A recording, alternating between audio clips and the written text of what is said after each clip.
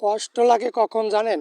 যখন দেখি ভারতের মতো একটা রাষ্ট্র বাংলাদেশি হিন্দুদের ভিসা দেয় না, কিন্তু বাংলাদেশি হিন্দুদের যারা হত্যা করে, যারা জ্যান্ত পোড়ায় মারে, যারা বাংলাদেশের হিন্দুদের একটু শান্তিতে থাকতে দেয় না, সেই সমস্ত কুলাঙ্গার, সেই সমস্ত জঙ্গি, সেই সমস্ত জিহাদি তারা অনায়াসে ভারতের ভিসা পায়।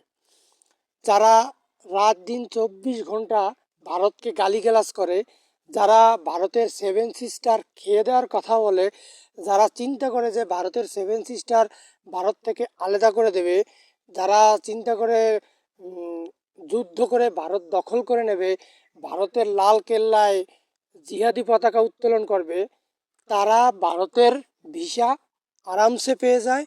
আর যারা মনে প্রাণে ভারতকে ভালোবাসে, যারা উঠতে বসতে ভারতের দালাল গালি শোনে, যারা দিন রাত 24 ঘন্টা শুনতে হয় যে তোরা ভারতের দালাল, তোরা ভারতের হ্যাং, ভারতের ত্যাং, মানে ভারতের চলে যা, ভারত তোদের, বাংলাদেশ তোদের না, ভারত তোদের, সেই সমস্ত জিহাদিরা ভিসা পাবে।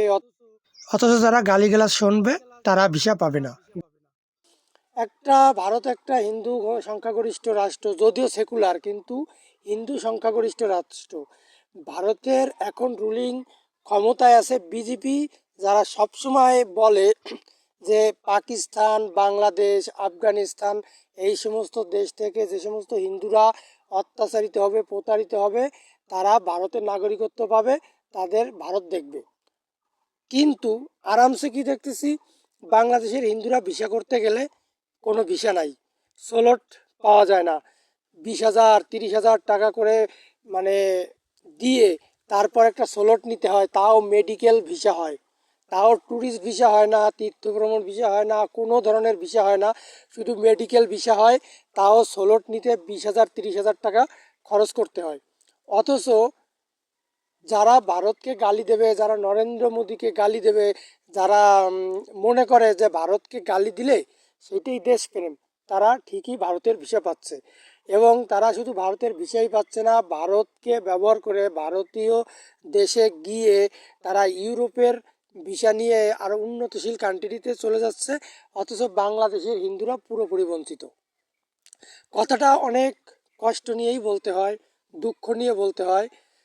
এই যে হবিগঞ্জের টেরোরিস্ট, হবিগঞ্জের সেই আতঙ্কবাদী, যিনি রাত দিন 24 ঘন্টা ভারতকে গালিগালাজ করে, সেভেন সিস্টার খেয়ে দেওয়ার কথা বলে, যিনি হিন্দু বিদ্বেষী, হিন্দুদের হত্যা করা তার কাছে মনে হয় যে এইটাই জিহাদ, যে দিনে দুপুরে একজন হিন্দু পুলিশ এসআই সন্তোষকে হত্যা করে, এবং হত্যা করার পরে সে পুলিশের সামনে বুক ফুলাইয়ে স্বীকার করে যে আমি হত্যা করছি, জ্যান্ত পোড়াই দিছি।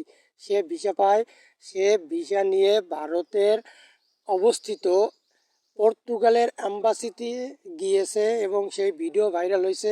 আমার প্রশ্ন হচ্ছে, ভারত কেন তাকে ভিসা দিল? যেখানে হিন্দুরা ভিসা পায় না, সেখানে এই টেরোরিস্ট কেন ভিসা পেল? এ কেন ওই দেশে গিয়া ইউরোপে যাওয়ার জন্য, পর্তুগালে যাওয়ার জন্য পর্তুগালের অ্যাম্বাসিতে যেয়ে অ্যাটেন্ড করতে পারে?